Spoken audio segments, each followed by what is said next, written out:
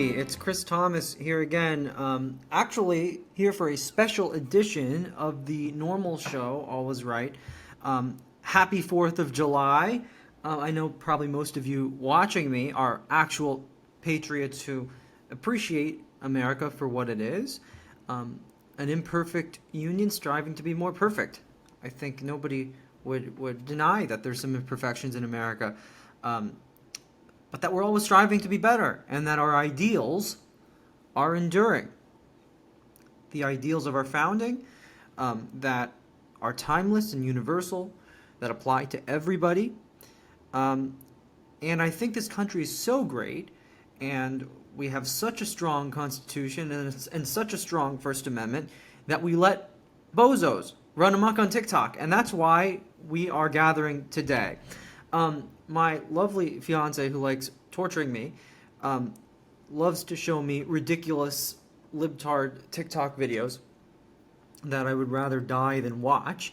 But then I have to remind myself that this is a land of freedom, and that without our freedom, I wouldn't be able to make this podcast, and certainly people wouldn't be able to talk the gobbledegook that is uttered every single day on TikTok by the radical left. So we're going to take a look at a few TikTok videos, and let's jump into it. I haven't seen these before. I'm looking at this in real time, and I'm very, very scared. So let's see how it goes here.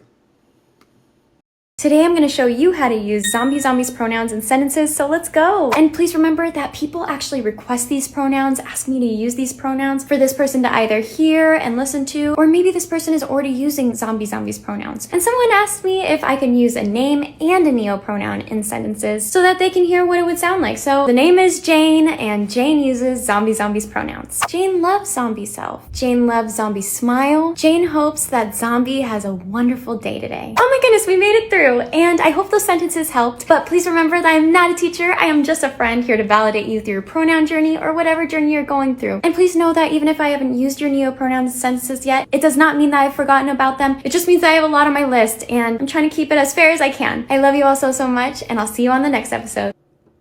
So first off, she says she's not a teacher. Thank God. I would say we should be abolishing the public schools, although some people are already there that they want to abolish public schools. I'm not quite there yet, but I'm getting there. I think if she had said she is a teacher, I would be there, like, in an instant. This whole neopronoun fad, this has been something going on, I think, for some number of months, and as far as I know, it's just made up nonsense.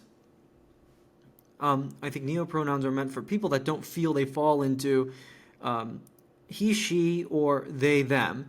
And it makes no sense because they, them is supposed to cover anything that's not he, she, right? So why do we have to make up new ones for everybody? I guess zombie self is meant to illustrate that you feel like a zombie, or that you feel dead, maybe.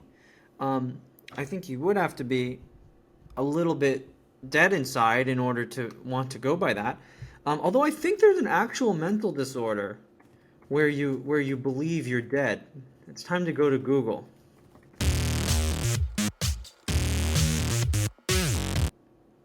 Yeah. It's called the Cotard delusion. I knew it was real. The Cotard delusion is a rare condition marked by the false belief. Note it says false belief. It doesn't say the valid belief or the belief that others should affirm, but the false belief that you or your body parts are dead, dying, or don't exist. You might also hear it called the walking corpse syndrome. It usually occurs with severe depression and some psychotic disorders. That's from healthline.com. Yeah, that's what I thought. It is a disorder to believe that you're dead when you're not. So why are we validating it? Why are we affirming it? Okay, off to a great start. Let's see what else we've got on the menu here. Okay, here we go. I'll say the thing that no one's saying for fear of their personal safety. Since mass shootings and school shootings are all perpetrated by men, why don't we keep guns legal? Just make it illegal for men to own a gun. So this is an interesting one because it illustrates the tired old cliche that libs like to jump to, which is citing mass shooting statistics, which and they treat that as like the end all be all of gun statistics and homicide statistics. No other measure or metric or KPI matters. In 2022, there were about 40,000 gun deaths in the U.S. On record, and of those, just about 700 of them were by quote-unquote mass shootings, which really means less than 2.5% of all shooting deaths were mass shootings. So you're using a statistic. Maybe it's true. She may be right that that all the mass shootings are men. It's very, very possible. But when you're looking at a statistic that only represents less than 3% of the gun deaths in the U.S., then you don't really have a lot of credibility to go off of. At least that's how I see it. Okay, let's see. What do we have next here? Freedom of speech is a wonderful, wonderful thing, isn't it? Feel free to tell everyone that I'm the monster in your story. But please, don't forget to mention in which chapter you created me.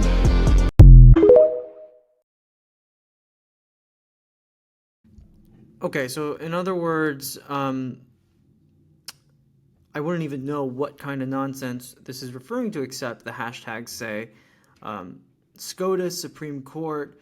So I'm assuming she's having a liberal meltdown about the Supreme Court decisions from this week that took another step to eradicate racism in our colleges. That should be a good thing if you're an anti-racist liberal, right? It also took steps to protect everybody's freedom of speech. Now, if you're an LGBT baker and an anti-gay pastor comes in and wants you to make a flyer that has a slur on it against the gay community, you're allowed to say no. So that should be good. I don't think a gay graphic designer or web designer should have to do that. I think that's a good victory for the First Amendment for all Americans, including those in the most marginalized groups. Not that gay people are marginalized anymore. That's just a myth by the left. And the Supreme Court also made it certain that if you voluntarily enter into an agreement to pay off a loan, that you have to honor that. Honor your end of the agreement. That should be common sense responsibility that every parent teaches their children nowadays, although it seems like nowadays that's not, I guess, responsibility and personal commitment is an uncommon virtue, unfortunately. Very, very sad. I guess if that radicalizes you, then, more power to you. I guess that says something about you. It probably means you don't want to work. You don't want to be responsible. You don't want other people to have freedom of speech, and you like racism. That's how I take it, at least. Okay, we have one last one on here that's really, really, really a doozy. So I'm going to pull this one up, and I'm going to speak about it for the first time because TikTok was censoring the fuck out of us every time one of us either duetted this or really did anything to address this at all. We got shadow banned, censored, and reported. So let's take a look. Let me make this real clear for y'all. If you are not black, then your life does not matter to me. Only black lives matter to me, and I am entitled to feel that way. You cannot control the way that I feel, and you cannot force me to care about people that I do not desire to care about. I will only love my people, and that is the bottom line. I am not Dr. Martin Luther King. I do not desire to see little black boys and little black girls holding hands with little white boys and little white girls. That's not my dream. That was his. Integration did not get us anywhere at all. It made my people weak, and it destroyed us from within. It has divided my people because the people who did not want us to integrate are the people who are in power. So they have done everything that they could to keep us down and to keep us divided. It is my dream for my people to come out from among you and be ye separated. Segregation and black supremacy matters. Our black power matters. And that is the bottom line. All power to the people. So I decided to end with this video because it's so illustrative of why we're the greatest country in the world. And I really, really mean that, genuinely, non-sarcastically. This person's TikTok handle is I am the only savior, and their channel name is Lord Zion. Her bio says, even I am the Lord, and beside me there is no savior, Mrs. Jesus Christ. Obviously a mentally unwell person. But, you know, in no other country on this planet could you speak like that totally freely.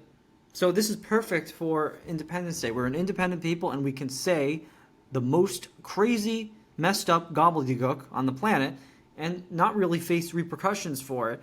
Unless you're a cis white male, then you'll get canceled, shadow banned, doxxed. So that's another story. But nowhere else could most people get this amount of freedom. So I think this is very, very telling. She said a couple things in there that are true.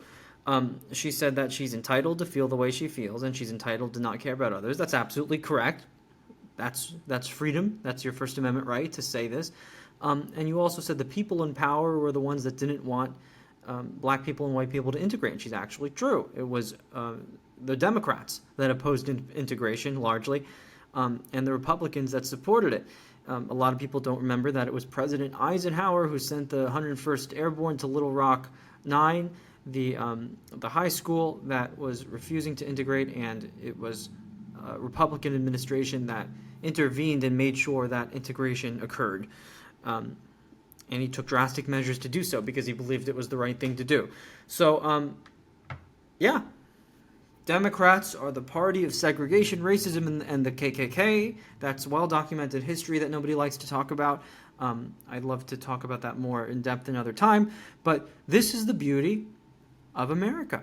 Total freedom to say whatever nonsense, garbage you want to say, and largely without legal repercussions. So, happy 4th of July, everybody. I think these are perfect examples of why America is the greatest country and the most free country.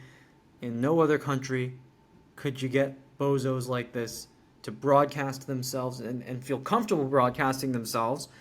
Just the very fact that they're on TikTok spouting this nonsense is very, very telling of how free we truly are. So, happy 4th of July, everybody. I hope everybody has a great evening and celebrates.